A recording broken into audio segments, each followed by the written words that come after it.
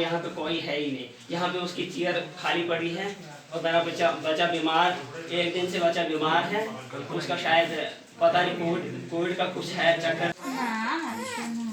ये है हमारी धन्यवाद अदा करना चाहता हूँ जी। उसके बाद मैं ये कहना चाहता हूँ कि जब इंसान के पानी सर से ऊपर चला जाता है तब वो हाथ पाँव मारने लग जाता है, और हम भी वही हाथ पाँव मारने के लिए आए हुए हैं जी।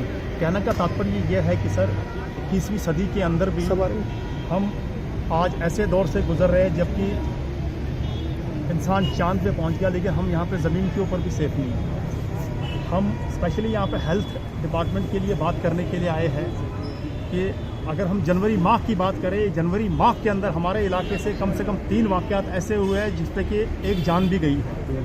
हमारे वहाँ पे दूर दराज इलाका है, रिमोट एरिया है, स्नो बाउंड एरिया है। हमने सरकार से कई बार रिक्वेस्ट की कि कम से कम एयर एम्बुलेंस हमें प्रोवाइड करी जाए, लेकिन आज तक सरकार ने इसके ऊपर कोई कदम नहीं उठाया। 13 जनवरी का वाक़या, 13 जनवरी को हमारी एक लेडीज़ बीमार होती है, गायनिक प्रॉब्लम होती है।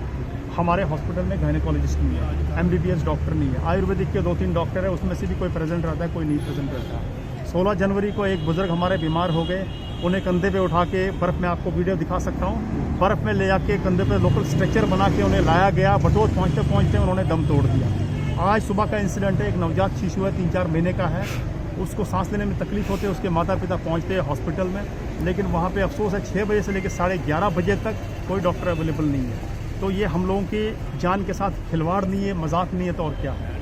तो बड़े अफसोस के साथ कहना पड़ता है कि 21वीं सदी में भी हमें मूलभूत सुविधाओं से वंचित रहना पड़ता है। तो मेरी रिक्वेस्ट है डायरेक्टर हेल्थ साहब से और लेफ्टिनेंट गवर्नर साहब से कि मेहरबानी करके इस विषय पर संज्ञान ले। हम बेशक दूर दराज इलाके के लोग हैं, लेकिन हमारे शरीर में भी जान है, हमें भी बेसिक फैसिलिटीज़ प्रोवाइड करनी चाहिए। तो इस चीज़ पे सीरियसली एक्ट करें और फौरी तौर पे वहाँ पे हेल्थ सर्विसेज और इम्प्रूव की जाए और एयर एम्बुलेंस का बंदोबस्त किया जाए।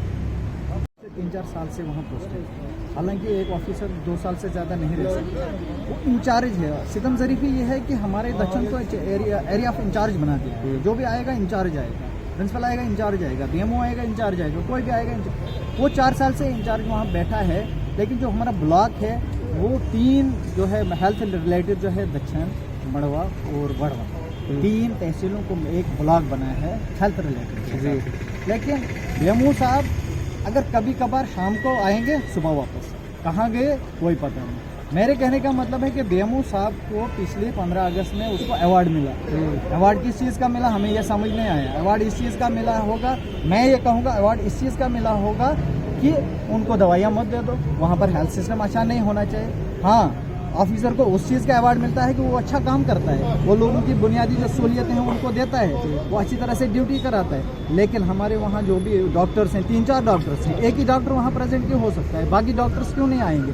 NRHM की जो जितनी भी लगे हैं, एक आता है दूसरा नहीं आता है, वजह क्या है? ये जो है ट्रांसशिप क्यों रखे हैं? एक दिन एक आएगा, वो आपने अपने वहाँ 1000 बार हमने कहा, CMO को कहा, DC साहब को कहा, उससे आगे हमारे डायरेक्टर हेल्थ को उसको कहा, वो हम करेंगे, उसके बाद कुछ नहीं होता है। और BMO साहब इतने मस्त आदमी हैं कि कुछ नहीं, ऐसे शिकायतें चलती रहती है। अब हमें यही सहारा है, यही इस जो है वो जो मीडिया के माध्यम से हम ये LG इंतज़ामिया से अपील करना चाहते हैं कि हम पर रहम करो। हाँ, ये BMO साहब को हमसे जुड़ा।